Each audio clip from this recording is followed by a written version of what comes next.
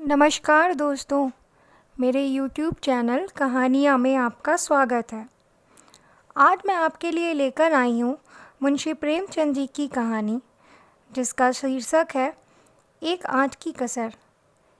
यह कहानी हमारे समाज में एक प्रकार की कुरीति है, उस पर कटाक्ष करती हुई है। तो आइए जानते हैं कि यह क्या कुरीति है जिस पर यह कहानी घोर कटाक्ष करती है। तो चलिए इस कहानी की शुरुआत करते हैं। सारे नगर में महाशय यशोदानंदन का बखान हो रहा था। नगर ही में नहीं, समस्त प्रांत में उनकी कीर्ति की जाती थी।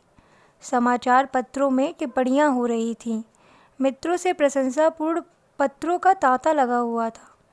समाज सेवा इसको कहते हैं। उन्नत विचार के लोग ऐसा ही करते हैं। महाशय जी ने शिक्षित समुदाय का मुख उज्ज्वल कर दिया। अब कौन यह कहने का साहस कर सकता है कि हमारे नेता केवल बात के धनी हैं, काम के धनी नहीं हैं। महाशय जी चाहते तो अपने पुत्र के लिए उन्हें कम से कम 20,000 रुपये दहेज में मिलते, उस पर खुशामद खाते। मगर लाला साहब ने सिद्धांत के सामने धन की रत्ती भर परवाह नहीं की और अपने पुत्र का विवाह बिना एक पाई दहेज लिए स्वीकार किया। वाह वाह, हिम्मत हो तो ऐसी हो, सिद्धांत प्रेम हो तो ऐसा हो, आदर्श पालन हो तो ऐसा हो। वाह रे सच्चे वीर, अपनी माता के सच्चे सपूत, तूने वह कर दिखाया जो कभी किसी ने ना किया था। हम बड़े गर्व से तेरे सामने मस्तक नवाते हैं। महाशय यशोदानंदन के 2 पुत्र थे। बड़ा लड़का पढ़ लिख कर फाजिल हो चुका था, उसी का विवाह तय हो रहा था और हम देख चुके हैं बिना कुछ दहेज लिए। आज का तिलक था। शाहजहाँपुर स्वामी दयाल तिलक लेकर आने वाले थे। शहर के गणमान्य सज्जनों को निमंत्रण दे दिए गए थे। वे लोग जमा हो गए थे। महफिल सजी हुई थी। एक प्रवीण सितारिया अपना कौशल दिखाकर लोगों को मुग्ध कर रहा था। दावत को सामान भी तैयार था। मित्रगण यशोदानंदन को बधाइयाँ दे रहे थे। एक महाशय बोले, तुमने तो कमाल कर दिया। दूसरे, कमाल या कहिए कि झंडे गाड़ दिए। अब तक जिसे देखा मंच पर व्याख्यान झाड़ते ही देखा। जब काम करने का अवसर आता था तो लोग दुम लगा लेते थे। तीसरे, कैसे कैसे बहाने गढ़े जाते हैं। साहब, हमें तो दहेज से सख्त नफरत है। यह मेरे सिद्धांत के विरुद्ध है। पर क्या करूं, बच्चे की अम्मी जान नहीं मानती। कोई अपने बाप पर फेंकता है और कोई किसी खर्राट पर। चौथे, अजी कितने तो ऐसे बेहया हैं जो साफ साफ कह देते हैं कि हमने लड़के को शिक्षा दीक्षा में जितना खर्च किया है वह हमें मिलना चाहिए, मानो उन्होंने यह रुपए किसी बैंक में जमा किए थे। पांचवे, खूब समझ रहा हूँ आप लोग मुझ पर छींटे उड़ा रहे थे। इसमें लड़के वालों का ही सारा दोष है या लड़की वालों का भी कुछ है? पहले, लड़की वालों का क्या दोष है सिवा इसके कि वह लड़की का बाप है? दूसरे, सारा दोष ईश्वर का जिसने लड़कियां पैदा की। क्यों? पांचवे, मैं यह नहीं कहता न सारा दोष लड़की वालों का है न सारा दोष लड़के वालों का, दोनों की दोषी है। अगर लड़की वाला कुछ ना दे तो उसे यह शिकायत करने का कोई अधिकार नहीं है कि डाल क्यों नहीं लाए, सुंदर जोड़े क्यों नहीं लाए, बाजे गाजे पर धूमधाम के साथ क्यों नहीं आए, बताइए। चौथा, हाँ, आपका यह प्रश्न गौर करने लायक है। मेरी समझ में तो ऐसी दशा में लड़के के पिता से यह शिकायत ना होनी चाहिए। पांचवें, यूँ तो कहिए कि दहेज की प्रथा के साथ ही डाल, गहने और जोड़ों की प्रथा भी त्याज्य है। केवल दहेज को मिटाने का प्रयत्न करना व्यर्थ है। यशोदानंदन, यह भी लेम एक्सक्यूज़ है। मैंने दहेज नहीं लिया है, लेकिन क्या डाल गहने ले जाऊंगा? पहले, महाशय, आपकी बात निराली है। आप अपनी गिनती हम दुनिया वालों के साथ क्यों करते हैं? आपका स्थान तो देवताओं के साथ है। दूसरा, 20,000 की रकम छोड़ दी, क्या बात है? यशोदानंदन, मेरा तो यह निश्चय है कि हमें सदैव प्रिंसिपल्स पर स्थिर रहना चाहिए। प्रिंसिपल के सामने मनी की कोई वैल्यू नहीं है। दहेज की कुप्रथा पर मैंने खुद कोई व्याख्यान नहीं दिया, शायद कोई नोट तक नहीं लिखा। हाँ, कॉन्फ्रेंस में इस प्रस्ताव को सेकंड कर चुका हूँ। मैं उसे तोड़ना भी चाहूँ तो आत्मा ना तोड़ने देगी। मैं सत्य कहता हूँ, या रुपए लूँ तो मुझे इतनी मानसिक वेदना होगी कि शायद मैं इस आघात से बच ही ना सकूँ। 5वें, अब की कॉन्फ्रेंस आपको सभापति ना बनाए तो उसका घोर अन्याय है। यशोदानंदन, मैंने अपनी ड्यूटी कर दी। उसका रिकग्निशन हो या ना हो, मुझे इसकी परवाह नहीं। इतने में खबर हुई कि महाशय स्वामी दयाल आ पहुँचे। लोग उनका अभिवादन करने को तैयार हुए। उन्हें मसनद पर ला बिठाया और तिलक का संस्कार आरंभ हो गया। स्वामी दयाल ने एक ढाक के पत्तल पर नारियल, सुपारी, चावल, पान आदि वस्तुएं वर के सामने रखी। ब्राह्मणों ने मंत्र पढ़े, हवन हुआ और वर के माथे पर तिलक लगा दिया गया। तुरंत घर की स्त्रियों ने मंगलाचरण गाना शुरू किया। यहाँ महफिल में महाशय यशोदानंदन ने एक चौकी पर खड़े होकर दहेज की कुप्रथा पर व्याख्यान देना शुरू किया। व्याख्यान पहले से लिखकर तैयार कर लिया गया था। उन्होंने दहेज की ऐतिहासिक व्याख्या की थी। पूर्व काल में दहेज का नाम भी ना था। महाशयों, कोई जानता ही ना था कि दहेज या ठहरोनी किस चिड़िया का नाम है। सत्य मानिए, कोई जानता ही ना था कि ठहरोनी क्या है। पशु या पक्षी, आसमान में या ज़मीन में, खाने में या पीने में। बादशाही ज़माने में इस प्रथा की बुनियाद पड़ी।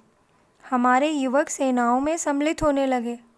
यह वीर लोग थे, सेनाओं में जाना गर्व समझते थे। माताएं अपने दुलारों को अपने हाथ से शस्त्रों से सजाकर रणक्षेत्र भेजती थी। इस भांति युवक की संख्या कम होने लगी और लड़कों का मोल तोल शुरू हुआ। आज यह नौबत आ गई है कि मेरी इस तुच्छ महातुच्छ सेवा पर पत्रों में टिप्पणियाँ हो रही हैं, मानो मैंने कोई असाधारण काम किया है।